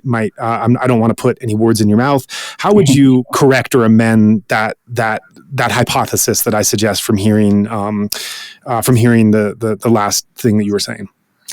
Okay, it's some sort of on that question. I agree with you and I disagree with you. It doesn't mean that you have to wait. If you want to meditate or anything, how are you going to find peacefulness? That's why I just want to ask those people a question, right?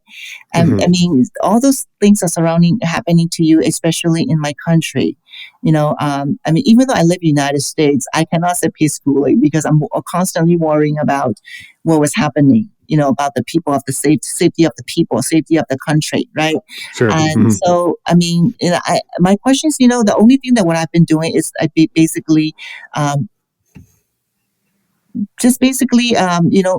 say the English, in Burmese got the D. Sati mean is the no. If you're trying to have the sati in you. Try to have the mindfulness, not the, you don't have to sit there for, that's why I'm saying that I don't really agree with you or disagree with you. What about if you in this during period of time you die, what are you going to do? Mm-hmm. Right?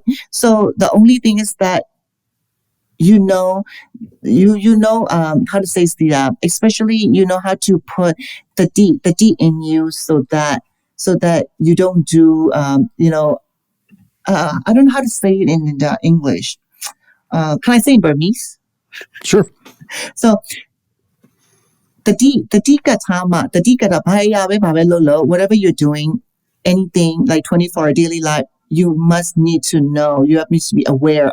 Putting the awareness, what you're going to do. Putting the awareness. This is the least thing that you can do. Even though when I sleep, Joa, when I sleep, I don't just go and just like tired and fall asleep. I actually put the awareness, and I basically just go with the anapana and sleep. So basically, am I literally sleeping? I'm not. Actually, I'm just resting.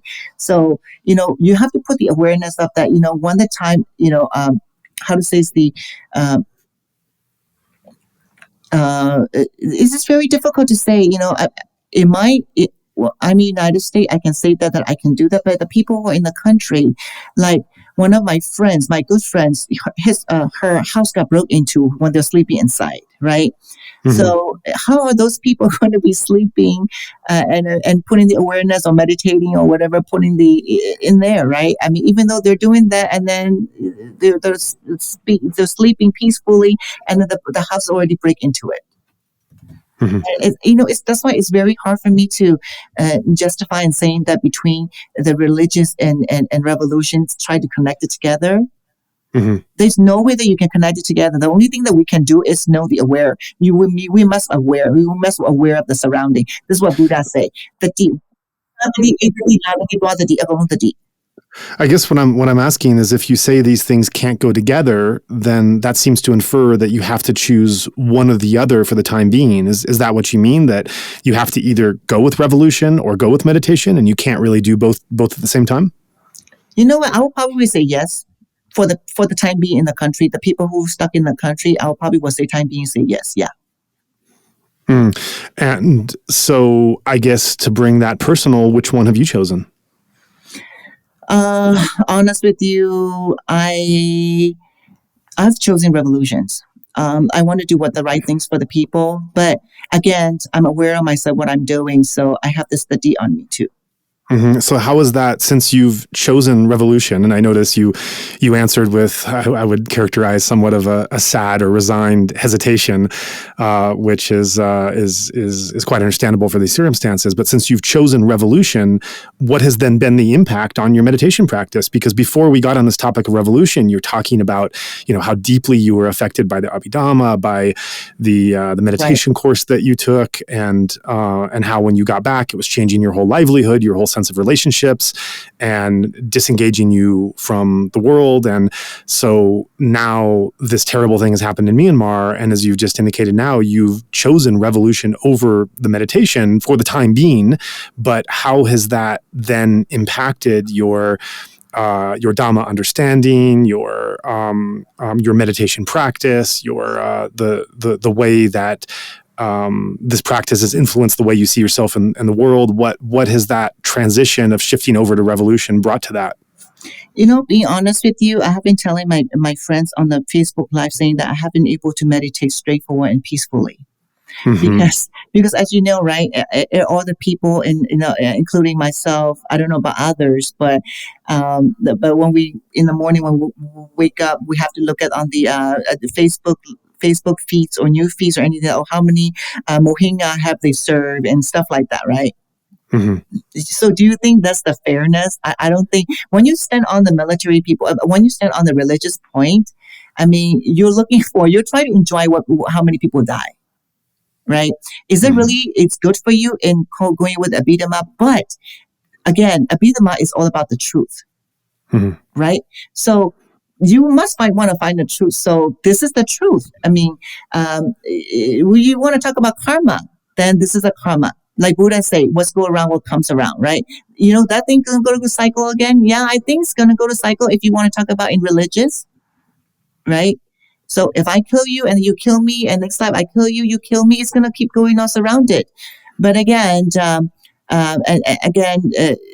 just want to say it again, I mean, religious and revolutions kind of mixed together. The reason I choose revolution is that because I want to do the right things. Because if it is that's not going well, and it's hard for us to do going to meditation in Burma again. Because I still have to do the long haul meditation, which is I have to stay there for a month. If the country is not peaceful, we're not going to have meditations in my country. That's basically I will lose on that kind of time. I will lose the greatness of trying to to practicing a peaceful and mindfulness about the truth, right? So if we cannot handle the truth, we're not going to be able to handle. We're not going to be able to find what the actual the truth is. So this is the reason why that I choose the revolutions. Yeah, of course. And not only in the short term will one not be able to go and spend that time meditating in a peaceful country, but as we've already seen from experience, the military will just simply continue to pervert Buddhism and reward a kind of nationalist type of sangha that is rewarding a certain type of monk and making another type of meditation practice and more critical thought less likely. So, but bringing the discussion to this armed resistance, which many would look at as something of an inevitability. I mean, if you're looking at Imperial Japan or North Korea or Hitler's Germany or so many other of these really terrible fascist totalitarian states throughout history, trying to have civil discourse and dialogue, or even a kind of nonviolent civil disobedience, there's no history of this ever working in countries like this. And so, if that is the case with Myanmar, and there is an inevitability that there needs to be some kind of armed component in order to overthrow this, how do you reconcile that what might be a need in the real world for bringing about violence and loss of life in order to try to create, to try to root this evil military out? How do you reconcile that with the much, much more refined truths of Dhamma practice and the higher ethics that one is trying to hold? Do you, and in hearing what you said before, just one thing that perhaps you inferred and what I might be understanding, and you can amend this if this is not quite the case, that perhaps yourself as a meditator, because this has to be extraordinarily subjective. This is not anything that can be described as how Buddhists or meditators elsewhere should see it. This is really an extremely individual decision that everyone on every side of this is having to make for themselves and where they come down on it. But for the decision that you're making, are you saying that for the time being, this meditative spiritual path with the associated ethics that are involved with it, the precepts that one is following, that for the time being, for you, this might have to be somewhat set aside and come back to later because the priority needs to be on whatever it takes for the revolution to win, including the armed component? How does that sit with you? Okay, so yeah, I can hear you now. So basically, you know what? Being honest with you, I mean, this revolution has to stop someday, right? We don't know how long it's going to take. It has to stop someday. So basically, again, for me is, I don't know about others. As for me is basically, speaking about the truth was, acknowledge what's happening on the both sides. Okay. I wouldn't say acknowledge, known about the truth of what's happening on the both sides and speaking about the truth. I think that's really a matter for me at this time now. Like you say, North Korea, I mean, it's hard to go into North Korea, right? That basically literally country shut down. Even though when you go in there, there's a people that are behind you and watching you and checking you out. And so Burma, if the military dictators won or that thing's going to prolong, that's going to be scary. You think that it's safe for us to go back to Burma and meditate? I don't think so. No, not at all, right? It's not going to be. So basically, what do we have to do? The right thing is trying to get, but again, for us meditator, we have to know the truth, what's happening in there.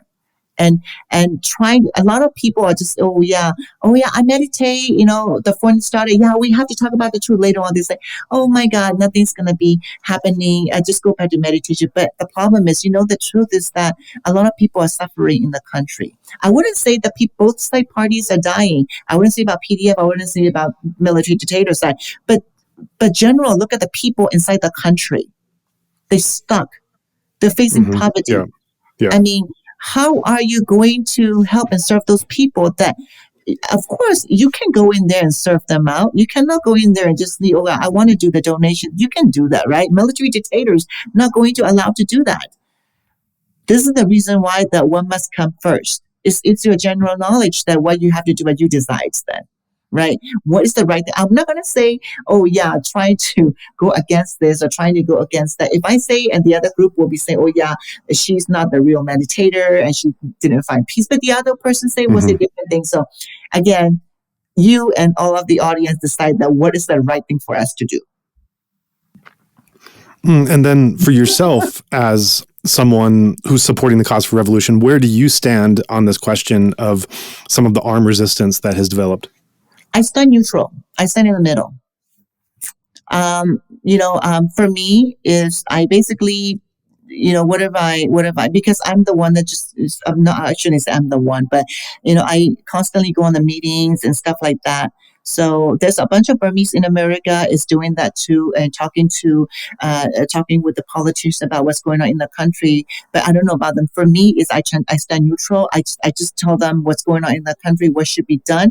It's to depend on them that what they have to do, right? I mean, if you ask me, are you still on more side of the NUG or PDF? Are you still more on the dictator? No, I'm neither side. I'm actually in the middle. I'm only focusing on the country. I'm focusing on the people. That's it.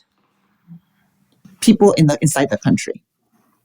Right. I understand. It's hard to answer those kind of questions, right? Oh, very much. There are no easy answers. There's no right answers for that. Absolutely. Oh, there's no easy answer. Yeah. So, like I say, I even told everybody when I'm doing the live or when I'm talking, and I always say that I stand neutral. I'm one of the people from Burma. I'm Burmese American. My roots is in Burma. This is the reason why that I must work for the people. I mean, we are all in a different form we are the brother and sister from different parents, right? But we grew up by eating the country rice, the rice that grow in the Myanmar country soil. Or we grew up by drinking the waters in Myanmar. That's why we all are blood related as a brother and sisters. But we have different parents. So I just only focus on the people of Burma. That's it. So do you have an idea or a sense or something you're working towards that you think is a viable solution for trying to make things better and help the revolution be won?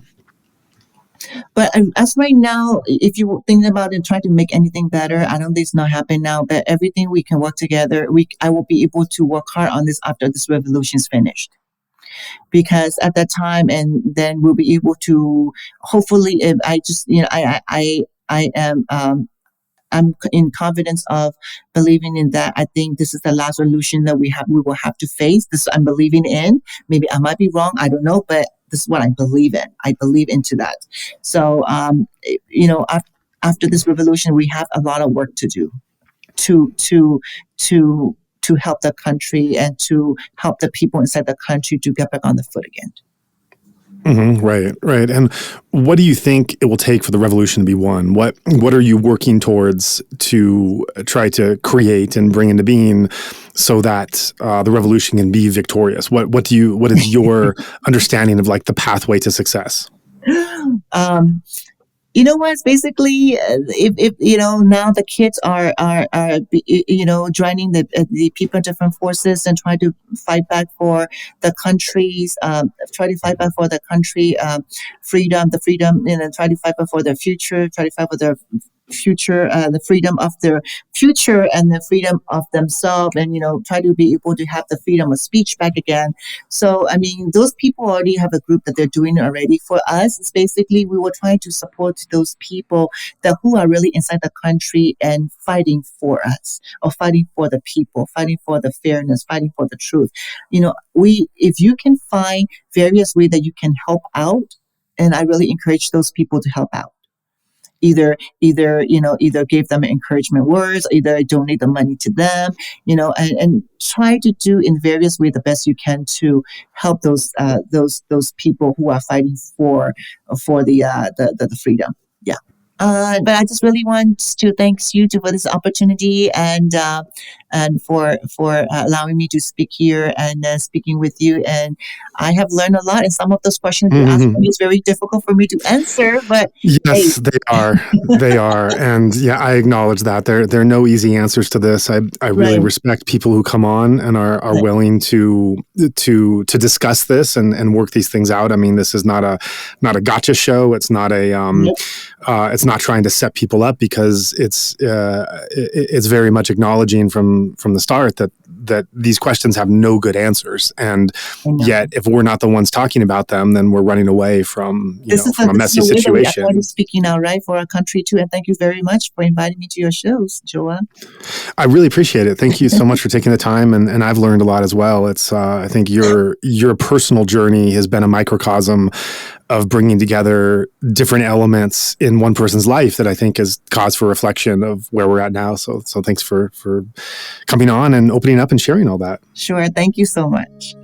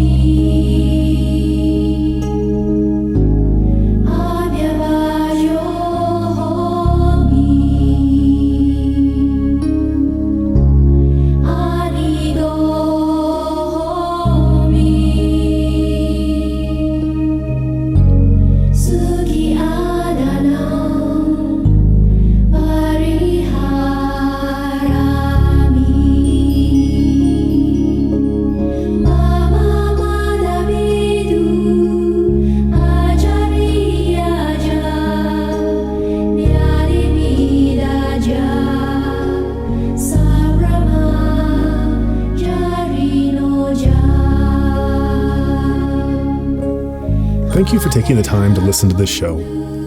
I realize that this is an enormously difficult time for many people who love Myanmar these days, myself included. And at times we might despair that there's anything at all we can do to stop the horrors unfolding there. However, just the mere fact of staying informed is helping to bear continued witness and keep a focus on this issue when much of the international media has moved on. And the only way that we can do our part in continuing to provide this content is through the support of generous donors, listeners like yourselves. If you found this episode of value and would like to see more shows like it, please consider making a donation to support our efforts. Both monthly pledges or one-time donations are equally appreciated. Thank you deeply in advance. If you would like to join in our mission to support those in Myanmar who are being impacted by the military coup, we welcome your contribution in any form, currency, or transfer method. Your donation will go to support a wide range of humanitarian missions, aiding those local communities who need it most. Donations are directed to such causes as the Civil Disobedience Movement, CDM, families of deceased victims, internally displaced person, IDP camps, food for impoverished communities, military defection campaigns, undercover journalists, monasteries and nunneries, education initiatives, the purchasing of protective equipment and medical supplies, COVID relief, and much more. We also make sure that our donation fund supports a diverse range of religious and ethnic groups across the country. We invite you to visit our website to learn more about past projects as well as upcoming needs. You can give a general donation or earmark your contribution for a specific activity or project you would like to support, perhaps even something you heard about in this very episode. All of this humanitarian aid work is carried out by our nonprofit mission, Better Burma. Any donation you give on our Insight Myanmar website is directed towards this fund. Alternatively, you can also visit the Better Burma website, betterburma.org. That's BETTERBURMA.org, and donate directly there. In either case, your donation goes to the same cause, and both websites accept credit cards. You can also give via PayPal by going to paypal.me/betterburma. Additionally, we take donations through Patreon, Venmo, GoFundMe, and Cash App. Simply search Better Burma on each platform and you'll find our account. You can also visit either the Insight Myanmar or Better Burma websites for specific links to those respective accounts, or email us at info@betterburma.org. If you'd like to give in another way, please contact us. Thank you so much for your kind consideration and support.